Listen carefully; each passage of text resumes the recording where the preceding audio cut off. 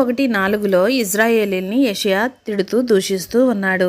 ఏమనంటే, పాపిష్టి జనమా, దోషభరితమైన ప్రజలారా, దుష్ట సంతానమా, చెరుపు చేయి పిల్లలారా, యెహోవాను విసర్జించి ఉన్నారని ప్రజలను అంటూ ఉన్నాడు. యెషయా అనుకుంటున్నాడు, నేను పవిత్రుడిని, నేను పరిశుద్ధుడిని, ఈ ఇజ్రాయేలీలు మాత్రమే తప్పు చేశారు అని అంటూ ఉన్నాడు. వాస్తవికంగా తను కూడా అదే స్థితిలో ఉన్నానని గ్రహించలేక తనను తాను పరిశుద్ధునిగా ఎంచుకుంటూ ఉన్నాడు. ఎలాగంటే తనను తాను మోసం చేసుకుంటూ దేవుణ్ణి కూడా మోసం చేస్తూ ఉన్నాడు. యెషయా 6:1లో చూస్తే, అత్యున్నతమైన సింహాసనమందు ప్రభు ఆసీనుడై ఉండగా యెషయా చూస్తాడు. అప్పుడు అతని స్థితి అతనికి తెలియజేయబడుతుంది. ఎప్పుడైతే ప్రభువు ముఖకాంతి ఆయన మీద ప్రకాశిస్తుందో యెషయా ప్రతి లోపము తెలియపరచబడి, అయ్యో నేను అపవిత్రమైన పెదవులు గలవాడినని ఒప్పుకుంటాడు.